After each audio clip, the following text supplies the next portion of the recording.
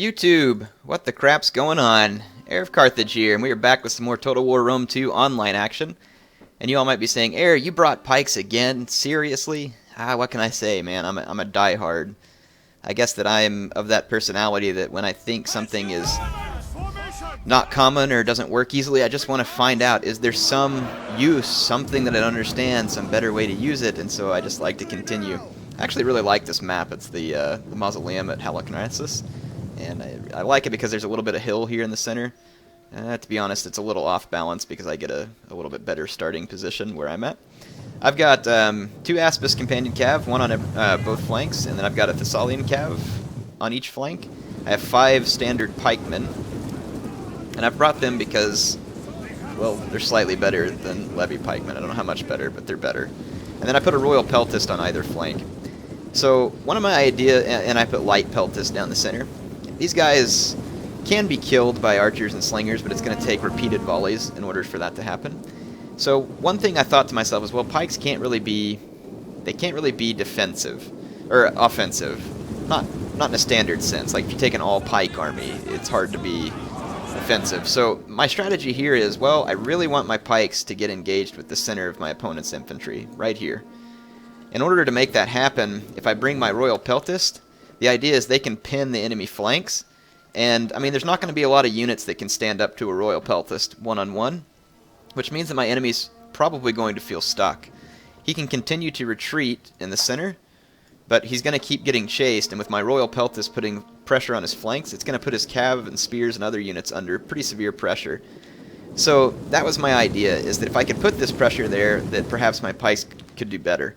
I've also done something else different with them, which is that I've put them into blockier formations. I spread them out a little bit here because I want to match the Roman line, but I've put them into blockier formation because I feel like they would be easier to maneuver and quicker to get their pikes down and ready to fight.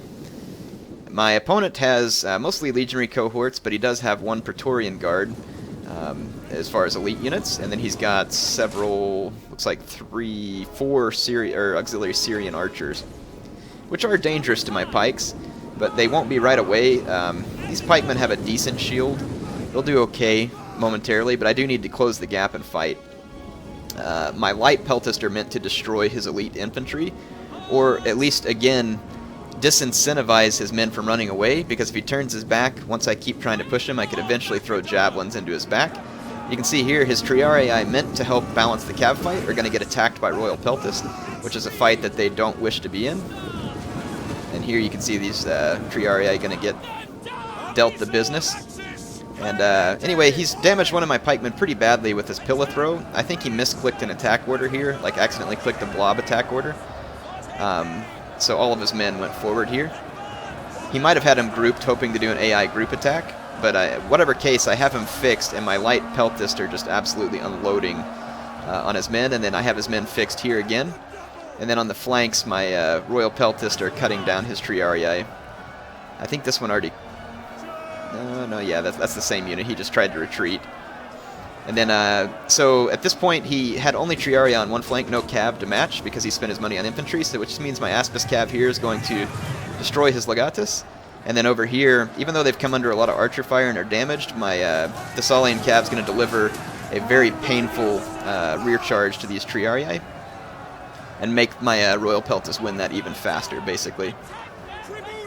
So, yeah, you can see that my Aspis cav's over here making pretty good short work of his legionary cav, and then taking on his Praetorian cav as well. And I've actually managed to pierce the center of my enemy's line, and I'm just going to keep pushing with my pikes.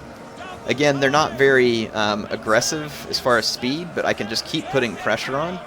And again, with the javelins being thrown too, my opponent can try and retreat, but at this point, if he does manage to get through my lines, my light peltist can be self-sufficient in taking them down with their javelins. So I can ignore him and just keep focusing my infantry attack on his center.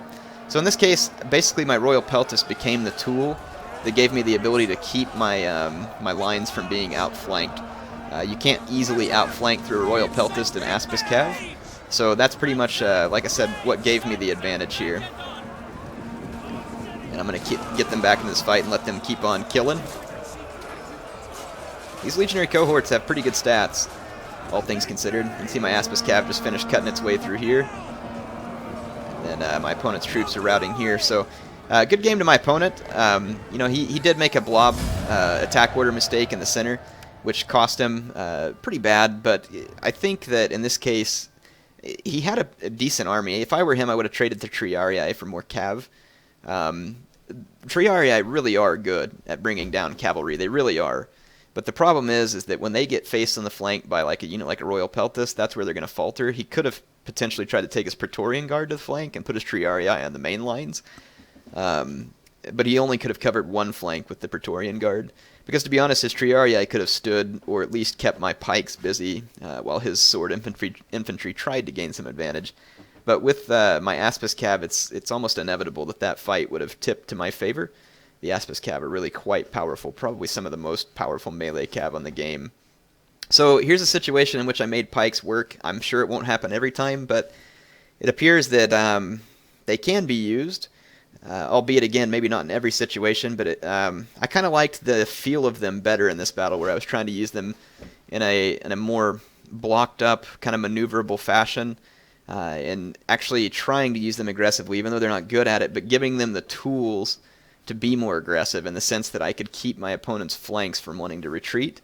And then I can help guarantee some cav victory so that, again, my Royal Peltas can put pressure on the flanks and make it to where it's not...